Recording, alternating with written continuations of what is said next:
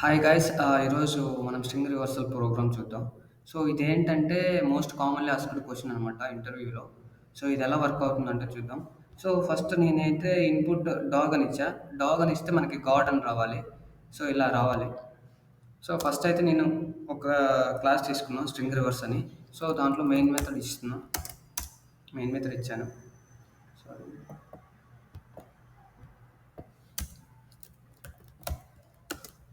Main method ఇచ్చాను. So దీంట్లో మనకేంటంటే నాకు యూజర్ నుంచి రీడ్ చేయాలంటే స్కానర్ క్లాస్‌ని యూజ్ చేయాలి.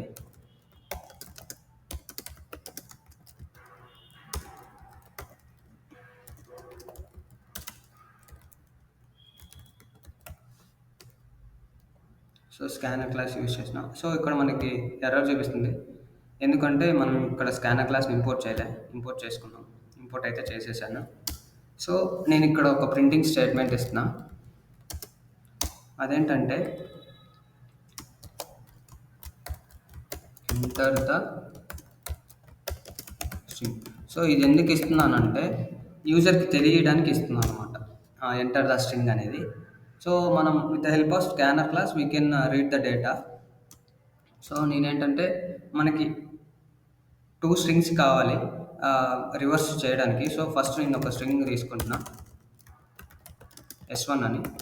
సో దాంట్లో నేనేంటంటే నెక్స్ట్ ఫంక్షన్ యూజ్ చేసి చేస్తున్నా. తర్వాత ఏంటంటే స్ట్రింగ్ S2 ఇది ఎంప్టీ స్ట్రింగ్ తీసుకుంటున్నా. సో ఈ ఎంప్టీ స్ట్రింగ్ ఎందుకు తీసుకుంటున్నా అంటే దాంట్లో స్టోర్ చేయడానికి ఎంప్టీ స్ట్రింగ్ తీసుకుంటున్నా. దెన్ సో మనకి లాస్ట్ నుండి రీడ్ చేయాలి కాబట్టి నేను ఫర్ లూప్ యూజ్ చేస్తున్నా. అంటే ఎన్ నెంబర్ ఆఫ్ టైమ్స్ ఇటరేట్ అవ్వాలి కాబట్టి. సో ఇక్కడ ఫర్ లూప్ యూజ్ చేస్తున్నా. ఇనిషియలైజ్ చేసుకుంటున్నా ఒక వేరియబుల్‌ని. ఏంటంటే i అనే దాన్ని ఇనిషియలైజ్ చేసుకుంటున్నా. సో దాంట్లో నేను ఏం స్టోర్ చేస్తున్నానంటే ఫస్ట్ స్ట్రింగ్ యొక్క లెంగ్త్‌ని స్టోర్ చేస్తున్నా. లెంగ్త్‌ని స్టోర్ చేస్తున్నా. ఇక్కడ -1 ఎందుకు ఇస్తున్నా అంటే నేను -1 మనకి సైజ్ ఉంది కాబట్టి -1 ఇస్తున్నా. దెన్ నేనేంటంటే ఇక్కడ ఒక కండిషన్ ఇస్తున్నా. i greater than 0 greater than or equals to 0 ఇదేంటంటే మనం లాస్ట్ నుంచి కదా రీడ్ చేస్తున్నాం. సో ఈ i వాల్యూ ఏంటంటే 0 కంటే ఎక్కువైనా ఉండాలి లేదా ఈక్వల్స్ టు ఉండాలి. సో 0 ఎందుకు ఇస్తున్నా అంటే ఇండెక్స్ స్టార్ట్ అయ్యేది 0 నుంచి కాబట్టి. సో దెన్ డిక్రిమెంట్ చేస్తున్నాం. డిక్రిమెంట్ ఎందుకు చేస్తున్నా అంటే మనకు లాస్ట్ నుంచి కదా మనం వాల్యూస్‌ని రీడ్ చేయాలి. సో అందుకే డిక్రిమెంటేషన్ ఇస్తున్నా.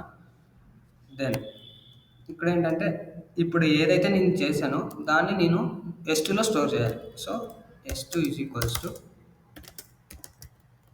S2 ప్లస్ ఏంటి S1 డాట్ క్యార్ అట్ క్యారెట్ అనే మెథడ్‌ని యూజ్ చేసిన. ఇదేంటంటే ఒక మెథడ్ అనమాట స్ట్రింగ్‌లో.